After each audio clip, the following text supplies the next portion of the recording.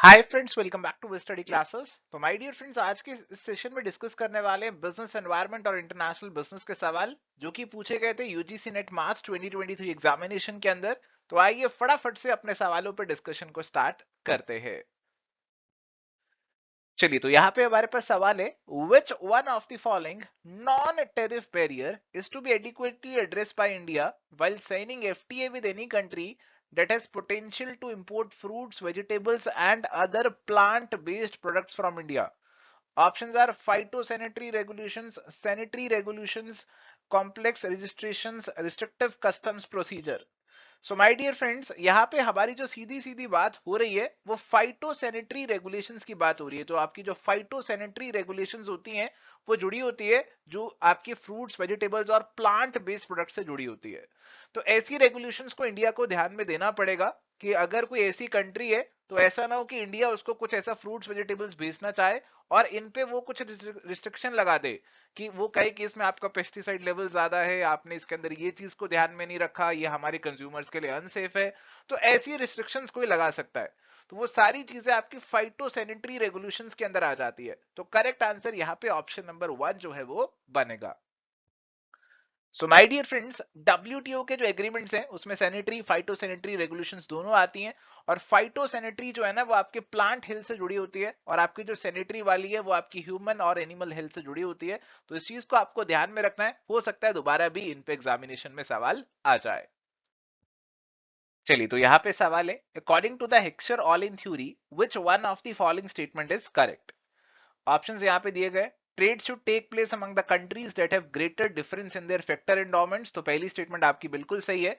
तो जिन कंट्रीज के फैक्टर एंडोमेंट्स अलग अलग है उनके बीच में ट्रेड होगा। किसी के पास लेबर ज्यादा है तो वो लेबर इंटेंसिव गुड्स को एक्सपोर्ट करेगा, किसी के पास कैपिटल ज्यादा है तो कैपिटल इंटेंसिव गुड्स को एक्सपोर्ट करेगा। सेकेंड स्टेटमेंट दी गई, a country with a relatively cheaper cost of labour would export labour intensive product. तो ये स्टेटमेंट भी आपकी कुछ हद तक सही है कि जिसके पास लेबर अबंडेंस में है, लेबर उसे सस्ता पड़ता है, तो लेबर इंटेंसिव प्रोडक्ट्स को वो यहाँ पे एक्सपोर्ट करेगा। और प्यारे दोस्तों, इसीलिए इस सवाल के हमारे पास दो आंसर दिए गए। ऑफिशियल आंसर की में इस सवाल के दो आंसर दिए, वन और टू जिसने लगाया दोनों का ये सवाल ठीक माना गया था। इसके बाद पॉइंट नंबर 3 है, country benefits from international trade even if it is less efficient. Countries with the proximity of the geographical nations would have greater trade compared to the distant ones। तो ऐसी बातें एक्सर थ्योरी में नहीं की गई है। One और टू कहीं ना कहीं इस थ्योरी से जुड़ी हुई है। तो इनमें से अगर आपको कुछ भी लग रहा था तो आपका आंसर यहाँ पे सही है।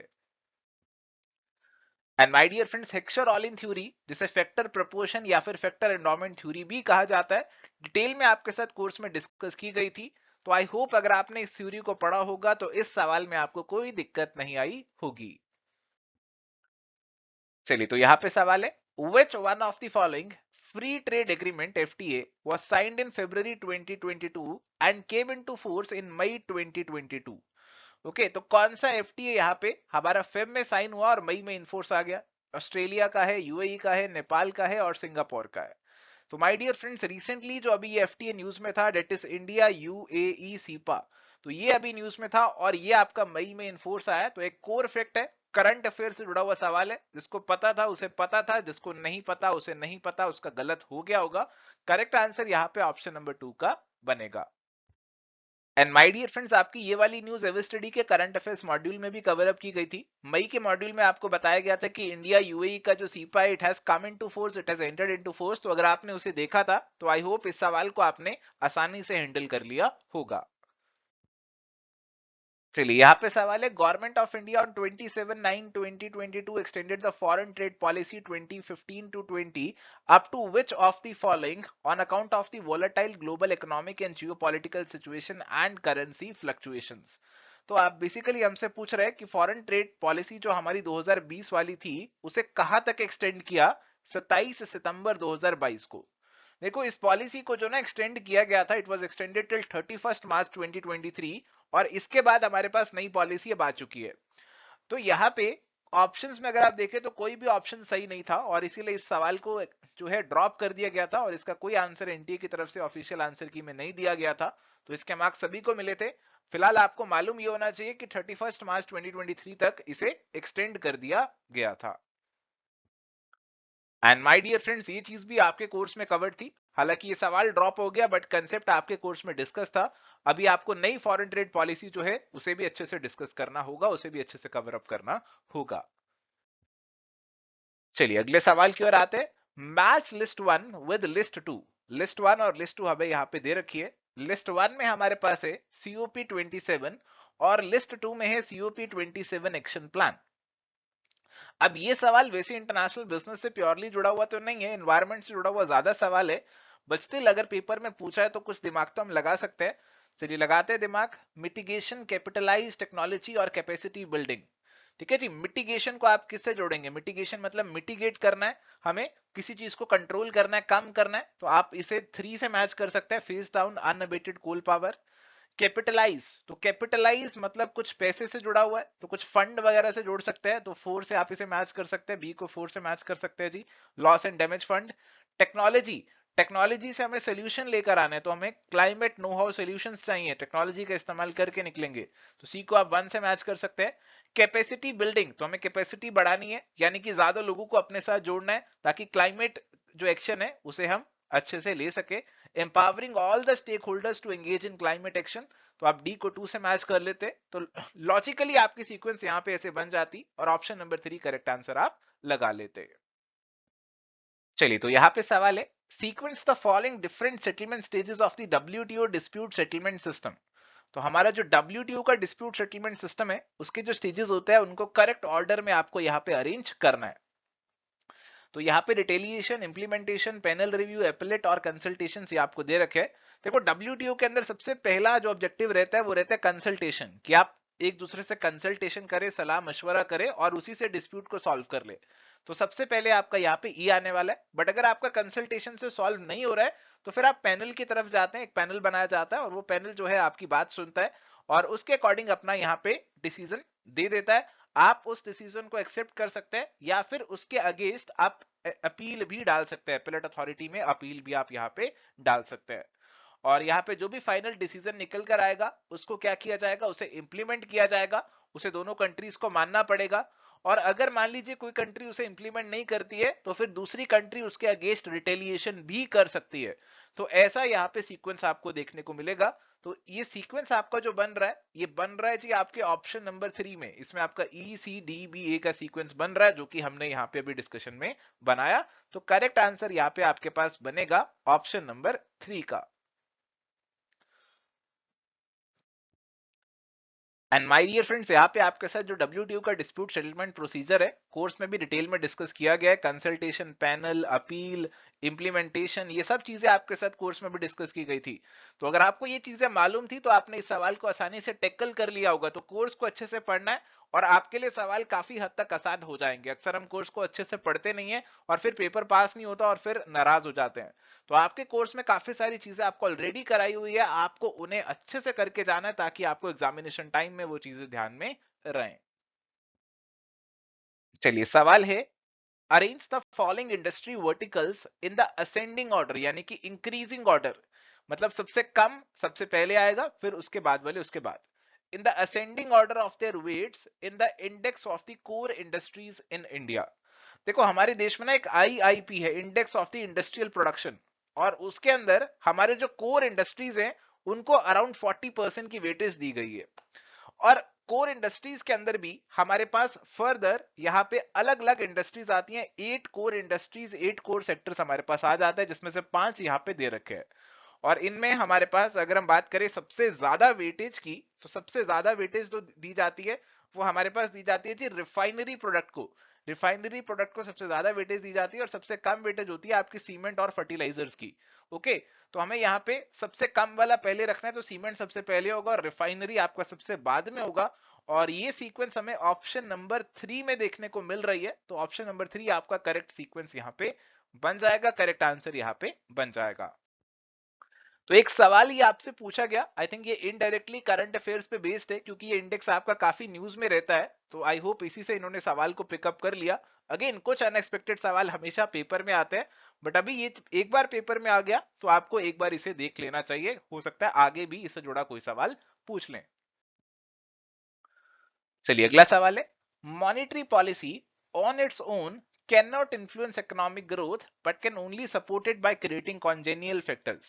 देखो जो मॉनेटरी पॉलिसी होती है जिसमें आरबीआई का ज्यादा रोल रहता है, वो पॉलिसी इकोनॉमिक ग्रोथ को एकदम से इन्फ्लुएंस तो नहीं कर सकती, बट हाँ उसे सपोर्ट कर सकती है।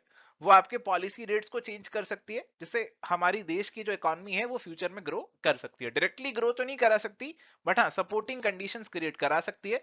तो स्टेटमेंट नंबर 1 आपका सही है। सेकेंड स्टेटमेंट है monetary policy rates change get transmitted across the market and eventually get reflected in lending rates, mortgage rates and yields.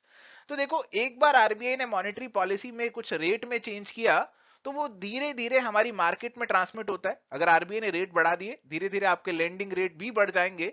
तो मॉनेटरी पॉलिसी जो है ना वो यहाँ पे थोड़ा सा समय लेता है और ट्रांसमिशन में आने में, फाइनली इंप्लीमेंट हो जाने में, फाइनली उसका इफेक्ट इकोनॉमी में दिख जाने में थोड़ा सा समय लग जाता है। Hence monetary policy can address the current inflation। तो करंट वर्ड लगाकर इन्होंने गड़बड़ कर दी। पहली स्टेटमेंट में लिख रहे हैं कि थोड़ा टाइम लगता है, इट इवेंचुअली गेट्स रिफ्लेक्टेड, और दूसरी स्टेटमेंट में लिख रहे हैं कि अभी करंट इन्फ्लेशन को टैकल कर देगा। अरे अगर टाइम लग रहा है तो करंट इन्फ्लेशन को कैसे टैकल करेगा? ये तो केवल फ्यूचर इन्फ्लेशन को ही टैकल कर पाएगा। तो इसीलिए हमारा जो सेकंड स्टेटमेंट है ना उसमें गड़बड़ है और ये गलत हो जाएगा। स्टेटमेंट नंबर 1 केवल सही होगा और इसीलिए ऑप्शन नंबर 3 हमारे पास करेक्ट आंसर बनेगा। अगले सवाल की ओर आते हैं। Which of the following is the right description of duty free import authorization scheme? देखो हमारे एक्सपोर्टर्स के लिए बहुत सारी स्कीम्स लाए हैं और इसमें से एक स्कीम है ड्यूटी फ्री इंपोर्ट ऑथराइजेशन, जिसके अंदर जो इंपोर्ट्स वो कर रहे हैं उन पे कोई ड्यूटी उनको नहीं देना पड़ेगा अगर वो उस सामान का इस्तेमाल करके आगे फ्यूचर में एक्सपोर्ट्स करने वाले हैं। ऑप्शंस दिए हुए हैं। Duty free import of inputs required for export production subject to certain export obligations as stipulated in the foreign trade policy. Exemption in respect of custom duty, additional duty, education cess and anti-dumping or safeguard duties for inputs used in exports. Import of capital goods at concessional rate of duty subject to export obligation. Grant of credit on post-export basis as specified percentage of the FOB value of the exports in freely convertible currency. देखो 3 और 4 तो I think आप आसानी से काट लेंगे। Capital goods के लिए अलग स्कीम है, ईपीसीजी स्कीम है, और 4 वाले में तो क्रेडिट की बात हो रही है। 1 और 2 में से ही आपको चूज करना है। तो 1 और 2 में से जो आंसर यहाँ पे हमें बताया गया, आई थिंक 1 भी कुछ हद तक सही है, बट 2 इन्होंने बताया है। 2 is exemption in respect of custom duty, additional duty, education cess and anti-dumping और safeguard duty for inputs used in exports। तो जिन inputs का इस्तेमाल करके आप exports करने वाले हैं उस पे आपको कोई ड्यूटी नहीं देना पड़ेगा, ऐसी बात यहाँ पे की जा रही है सेकंड वाले में। फर्स्ट में भी कुछ हद तक ऐसी ही बात की जा रही है, बट इन्होंने आंसर सेकंड चूज किया and this is what we have to expect, this is what we have to accept as the final answer. और ऐसे सवालों में हमें कुछ कुछ थोड़ा सा जो ऐसा फैक्टर रहता है, एम्बिगुइटी का फैक्टर रहता है, अब जो ऑफिशियल आंसर आया है उसे ही हमें एक्सेप्ट करना पड़ता है। एंड माय डियर फ्रेंड्स, ये स्कीम्स तो आपके साथ डिस्कस की हुई थी, तो बेसिक क्लैरिटी होगी आपको इन स्कीम्स के बारे में, और आई थिंक उसी से ये सवाल आसानी से आंसर हो जाता। 1 और 2 में जो कंफ्यूजन आपको अगर आया था तो आई थिंक वो बहुत लॉजिकल है और उसे कोई दूर नहीं कर सकता। कई बार ऐसी कंफ्यूजन आती है सवालों में, और ये कंफ्यूजन जो है ना, आप इसे कोई 100% श्योरिटी से दूर नहीं कर पाएंगे, आपको कुछ ना कुछ हद तक गेस वर्क लगाना ही पड़ेगा। अगले सवाल की ओर आते हैं। An Indian company receiving investment from outside India for issuing shares, convertible debenture, preference shares under the FTA scheme should report the details of the inflow to the RBI. What is the time limit for reporting these details to RBI? देखो जो भी Indian company को बाहर से investment वगैरह मिल रहा है तो उसे आरबीआई को अपनी डिटेल देनी पड़ती है, तो कितने समय में डिटेल देनी चाहिए? तो फैक्चुअल सवाल है, जिसको आता है उसे आता है, जिसको नहीं आता नहीं आता। तो अभी आप याद कर लेना कि 30 डेज के अंदर उसे अपनी रिपोर्ट देनी पड़ती है, डिटेल देनी पड़ती है। तो 30 डेज के अंदर यहाँ पे आरबीआई को हमें यहाँ पे रिपोर्टिंग करनी होती है। तो ऑप्शन नंबर 3 यहाँ पे करेक्ट आंसर बनेगा। चलिए अगला सवाल है। According to Porter's diamond which of the following is not a factor of national competitive advantage? देखो पोर्टर का जो डायमंड थ्योरी है इंटरनेशनल ट्रेड थ्योरी है, और इसने यहाँ पे नेशनल कॉम्पिटिटिव एडवांटेज के फैक्टर्स की बात करी हुई है। 4 इंपॉर्टेंट फैक्टर्स की बात की गई है, जिसमें आपका रिलेटिंग और सपोर्टिंग इंडस्ट्री आता है, फर्म स्ट्रेटेजी, स्ट्रक्चर और राइवलरी आता है, हमारी डिमांड कंडीशंस भी आती हैं, but bargaining power of buyers नहीं आता। देखो बार्गेनिंग पावर ऑफ बायर्स जो है ना वो पोर्टर 5 फोर्सेस मॉडल में आता है। तो पोर्टर का 5 फोर्सेस मॉडल अलग है, उसमें से एक फोर्स उठाकर यहाँ पे डाल दी गई है आपको कंफ्यूज करने के लिए। तो आपने अगर 5 फोर्सेस मॉडल को पढ़ा हुआ है तो आपने आसानी से 3 को एलिमिनेट कर दिया होगा। ऑप्शन नंबर 3 यहाँ पे आपका जो आंसर है वो बनेगा। तो माय डियर फ्रेंड्स, यहाँ पे ये 4 फैक्टर्स आपको मेनली ध्यान में रखने होते हैं: local firm characteristics, local market demand, local suppliers and complementary industries, local market resources and capabilities.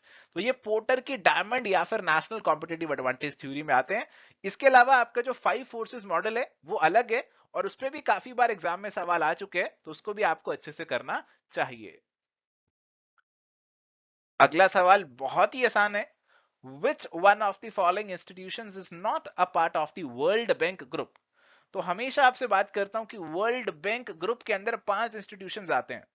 IBRD आता है, आईडीए आता है, आपका मीगा आता है, इसके अलावा आपका इंटरनेशनल फाइनेंशियल कॉर्पोरेशन भी आ जाता है और ICSID international centre for settlement of investment disputes भी आ जाता है। ठीक है, तो यहाँ पे आपका बैंक फॉर इंटरनेशनल सेटलमेंट नहीं आता। तो करेक्ट आंसर ऑप्शन नंबर 4 जो है वो यहाँ पे बनेगा। तो माय डियर फ्रेंड्स, आपके साथ कोर्स में डिस्कस किए गए थे कि वर्ल्ड बैंक ग्रुप के कौन से 5 कंपोनेंट होते हैं और ये कब कब बने हैं। तो अगर आपको इनके बारे में जानकारी थी, आपने कोर्स में पढ़ा था, तो इस सवाल में मैं मानता हूं आपको कोई दिक्कत नहीं आई होगी। चलिए अगला सवाल हमारे पास है। आपको अलग अलग थ्योरीज दी है और उनके डिस्क्रिप्शन दी है, मैचिंग आपको यहाँ पे करनी है। तो आप फटाफट से थ्योरीज के नाम देखिए। हिक्सर-ओलिन थ्योरी है, कंट्री सिमिलैरिटी थ्योरी है, थ्योरी ऑफ मर्केंटलिज्म है और एब्सोल्यूट एडवांटेज थ्योरी है। तो हेक्सर-ओलिन थ्योरी में बात होती है जी आपके एंडोमेंट्स की, है ना। फैक्टर एंडोमेंट की बात होती है कि जिस नेशन के पास जो फैक्टर ज्यादा अबंडेंस में है उसका इस्तेमाल करेगा और उसका एक्सपोर्ट करेगा। और ये चीज मेरे को ऑप्शन नंबर 3 में देखने को मिल रही है कि nation will exports the goods whose production requires intensive use of the nation's relatively abundant and cheap factors. तो बिल्कुल 3 से मैच हो जाएगा। इसके बाद हमें यहाँ पे दे रखी है कंट्री सिमिलैरिटी थ्योरी। तो कंट्री सिमिलैरिटी थ्योरी कहती है कि हमारी उन कंट्रीज के बीच में ट्रेड रहता है जो कि कुछ हद तक सिमिलर रहती है, इकोनॉमी, ज्योग्राफी और कल्चरल पर्सपेक्टिव से सिमिलर है, तो उनके बीच में आपको ट्रेड देखने को मिलेगा। तो बी को आप सेकंड से मैच कर सकते हैं। और इसके बाद थ्योरी ऑफ मर्केंटलिज्म है जो कि बेसिकली कहती है कि हम एक्सपोर्ट करेंगे गोल्ड के लिए। हम गोल्ड के अपने जो खजाने हैं उसको बढ़ाना चाहते हैं, हम अपनी वेल्थ को बढ़ाना चाहते हैं इन टर्म्स ऑफ गोल्ड। तो 4 से मैच हो जाएगा। एब्सोल्यूट एडवांटेज थ्योरी बची आपकी और इसे आप पॉइंट नंबर 1 से मैच कर देंगे कि देखो यहाँ पे अगर आप कुछ सामान को ज्यादा इफेक्टिवली बना रहे हैं तो फिर आप उस सामान का एक्सपोर्ट करेंगे और दूसरे सामान को इंपोर्ट कर लेंगे। तो करेक्ट आंसर यहाँ पे हमारे पास जो है ऑप्शन नंबर 3 का बन जाएगा। तो माय डियर फ्रेंड्स, ये सारी थ्योरीज इंटरनेशनल ट्रेड की आपके साथ कोर्स में भी डिस्कस की गई थी, डिटेल में कवर अप की गई थी। सवाल बहुत ही आसान था और इस सवाल में मैं मानता हूं आपको कोई दिक्कत नहीं आई होगी। चलिए यहाँ पे सवाल है, यहाँ पे आपको कुछ करेक्ट सीक्वेंस में अरेंज करना है। In relation to the export from India, arrange the following steps of port procedure and customs clearance sequentially. तो हमारा जो पोर्ट का प्रोसीजर रहता है, कस्टम से क्लियरेंस मिलती है, उस यहाँ पे सीक्वेंस को करेक्ट ऑर्डर में हमें लगाना है, स्टेप्स को करेक्ट ऑर्डर में लगाना है। सीएनएफ एजेंट की बात की जा रही है। देखो सीएनएफ एजेंट हमारे पास क्लियरिंग और फॉरवर्डिंग एजेंट होते हैं जिनकी हम सहायता लेते हैं। अगर हमें कुछ एक्सपोर्ट करना है हम इनकी सहायता लेते हैं, हम इनको सामान दे देते हैं और ये हमारा जो एक्सपोर्ट का काम है उसे कंप्लीट कर देते हैं। तो देखो यहाँ पे जो एक्सपोर्टर है वो क्या करता है, वो जो भी अपना जो सामान है वो इसको सी एंड एफ एजेंट को यहाँ पे पकड़ा देता है। तो सी एन एफ एजेंट जो है वो एक्सपोर्टर से जो उसके डॉक्यूमेंट्स हैं, उसका जो कार्गो है वो सब ले लेता है और अपने पास रख लेता है till the shipment of the cargo. सब अपने पास लेके रख लेता है। इसके बाद वो कार्गो को लेकर जाता है पोर्ट के ऊपर लोडिंग कराने के लिए, शिप में लोडिंग कराएगा जिससे वो एक्सपोर्ट हो जाएगा। अब यहाँ पे देखो जी, अब वो कार्गो को लोडिंग कराएगा तो वहां पे पोर्ट वगैरह के जो चार्जेस होते हैं, जिस पोर्ट से एक्सपोर्ट हो रहा है तो उस पोर्ट के जो चार्जेस होते हैं उनको भी पे करना जरूरी है। तो पोर्ट के चार्जेस अगर वो पे कर देगा तो आपका जो मास्टर ऑफ द वेसल है वो यहाँ पे मेट रिसीट यहाँ पे इशू करेगा पोर्ट सुपरिटेंडेंट को, और पोर्ट सुपरिटेंडेंट वो मेट रिसीट जो है ना वो आपको पकड़ा देगा। अगर आपने पोर्ट के चार्जेस जो पे कर दिए तो आपको ये मेट रिसीट यहाँ पे मिल जाएगी। और ये मेट रिसीट आप किसको देंगे, आप ये मेट रिसीट देने वाले हैं आपकी शिपिंग कंपनी को। आपकी शिपिंग कंपनी को आप ये मेट रिसीट देंगे और इसके बेसिस पे शिपिंग कंपनी आपको बिल ऑफ लीडिंग पकड़ा देगी। और ये बिल ऑफ लीडिंग आप इंपोर्टर को पकड़ा देंगे और बाकी डॉक्यूमेंट्स भी इंपोर्टर को पकड़ा देंगे। और बेसिकली इंपोर्टर को यहाँ पे ये सामान जो है जो एक्सपोर्ट किया जा रहा है उसका टाइटल यहाँ पे मिल जाएगा। करेक्ट सीक्वेंस अगर आप बनाएंगे तो that will be option number 2, आपका CEDAB, ये आपकी करेक्ट सीक्वेंस यहाँ पे बन रही है। तो आई होप आपको यहाँ पे कुछ कुछ समझ में आया कि कैसा प्रोसीजर यहाँ पे रहता है। बाकी एक बार आपको ये सारे टर्म्स डिटेल में देख लेने चाहिए। बिल ऑफ लीडिंग क्या होता है, मेट रिसीट क्या होता है, शिपिंग बिल क्या होता है, ये सारी चीजें बहुत ही इंपॉर्टेंट है एक्सपोर्ट पर्सपेक्टिव से। तो सारी चीजें आपको एक बार देख लेनी चाहिए। तो माय डियर फ्रेंड्स, ये सारा एक्सपोर्ट का प्रोसीजर रहता है। हालांकि ये यूजीसी नेट कॉमर्स में हम अभी तक कवर नहीं करते थे, बट हाँ बाकी एग्जाम्स में कवर अप करते थे। बट आई होप, मुझे लग रहा है कि अभी यूजीसी नेट के अंदर भी ना ये डिटेल में कवर अप करना पड़ेगा, आपको सारा एक्सपोर्ट का प्रोसीजर डिटेल में देना पड़ेगा। तो ये सारा जो है अब आपके यूजीसी नेट कॉमर्स वाला जो बैच है उसके अंदर भी अपडेट कर दिया जाएगा, ताकि अगले एग्जाम्स में अगर ऐसा सवाल पूछे तो आपको कोई दिक्कत ना आए। तो हर एग्जामिनेशन के अंदर ये जो सिलेबस है उसका दायरा कुछ ना कुछ बढ़ता ही रहता है, और हमें उस दायरे को देखना बहुत जरूरी है, समझना बहुत जरूरी है, ताकि अगले होने वाले एग्जाम्स के लिए हम तैयार रहें। चलिए यहाँ पे सवाल है, arrange the following decision outcomes under the Indian consumer protection act 1986। Sir 1986 पे क्यों पूछ रहे हैं, पता नहीं क्यों पूछ रहे हैं, बट इन्होंने पूछा है in rising sequence of severity of the offences. देखो वैसे 1986 है, बट इसका कोई ऐसे रिलेशन नहीं है कि 1986 की जगह 2019 भी लिखते तब भी आपकी यही सीक्वेंस बन जाती है यहाँ पे। ठीक है, तो बेसिकली कह रहे हैं कि आपने जो ऑफेंसेस किए होंगे अगर वो ज्यादा सेवेयर होंगे, यानी कि आपने बहुत ही गंभीर अपराध किए हैं, तो उस केस में आपको ज्यादा सेवियर ऑफेंसेस भुगतने पड़ेंगे। तो आपको इनको अरेंज करना है कि कौन से सबसे कम गंभीर हैं और कौन से सबसे ज्यादा गंभीर हैं, यानी कि सेवियर है, इस ऑर्डर में आपको अरेंज करना है। देखो सबसे पहला यहाँ पे क्या होगा, सबसे पहले यहाँ पे आपको कौन सा लग रहा है, कौन सा आ जाना चाहिए। आपने कंज्यूमर को डिफेक्टिव सामान बेचा, सबसे कम सेवेरिटी है रिमूवल ऑफ द डिफेक्ट। आपने उसे डिफेक्टिव बेचा तो आप उस डिफेक्ट को यहाँ पे रिमूव कर दीजिए और उसे सही सामान दे दीजिए, तो सबसे आसान चीज यही है। इसके बाद क्या होगा, return of the price paid, कि कंज्यूमर ने जो आपको पैसे दिए आप उस पैसे को वापस कर दीजिए। इसके बाद क्या आ सकता है, इसके बाद आ सकता है compensation to the consumer, consumer को कोई नुकसान हो गया तो आप उसकी भरपाई कर दीजिए। इसके बाद अगर वो जो सेलर है वो लगातार ऐसा अनफेयर काम करता रहता है तो हम उसे यहाँ पे अच्छे से यहाँ पे एक प्रॉपर नोटिस देंगे, अच्छे से उसको यहाँ पे प्रॉपर बताएंगे कि आपको अपनी जो अनफेयर प्रैक्टिसेस है ना उसे डिसकंटिन्यू कर देना है, उसे बंद कर देना है। अब आगे आपकी ऐसी मनमानी नहीं चलेगी, आप सबके साथ बुरा करते हैं और ऐसा आगे नहीं चलेगा। तो अगर कोई ऐसा प्रोड्यूसर होगा, ऐसा कोई मैन्युफैक्चरर सेलर होगा जो कि सबके साथ बुरा करता है, उसके अगेंस्ट एक्शन लिया जाएगा और ये ज्यादा सेवियर है बाकी सभी एक्शन से। इसके बाद है जी impose cost on the parties. तो अगर आपका कोई प्रॉपर लिटिगेशन हुआ था जो कि काफी लंबा चला है, तो जो पार्टी यहाँ पे हार गई है उसको हम यहाँ पे बोलेंगे कि दूसरी पार्टी के जो भी चार्जेस हुए थे इस लिटिगेशन में आप उनको भी पूरा करो। तो ये सबसे ज्यादा सेवरिटी वाला यहाँ पे जो आउटकम है वो निकलता हुआ देखने को मिल सकता है।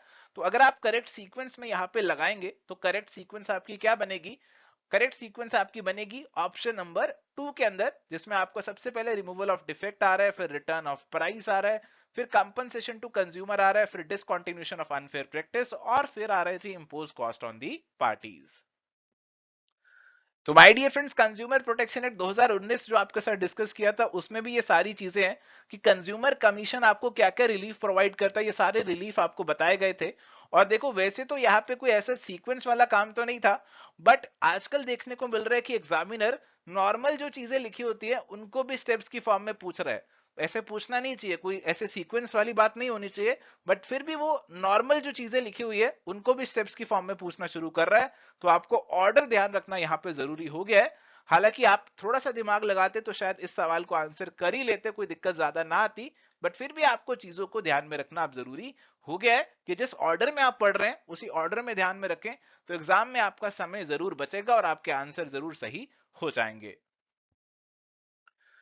चलिए अगला सवाल है, given below are two statements. Statement number 1 है, thousands of small firms in developing countries have closed their shutters because of the competition from the large MNCs। तो बिल्कुल सही है, हमारी छोटी छोटी कंपनियां अपनी दुकानें बंद कर रहे हैं क्योंकि एमएनसी से कंपटीशन नहीं फेस कर सकते। सेकेंड स्टेटमेंट है, MNCs have played a significant role in the development of poor countries. यहां तक तो गड़बड़ लग रही है, आगे पढ़ते हैं। by transfer of technology, introducing best management practices and help in improving productivity.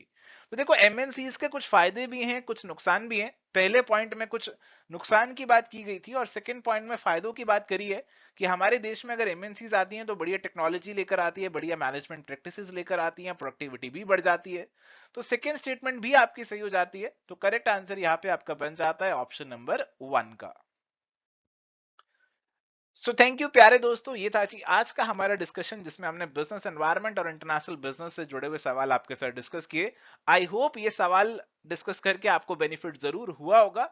और अगर आपको इस सेशन से बेनिफिट हुआ है तो प्लीज इस वीडियो को लाइक कीजिए, चैनल को सब्सक्राइब कीजिए. मिलेंगे नेक्स्ट सेशन में. Till then goodbye, take care, all the best.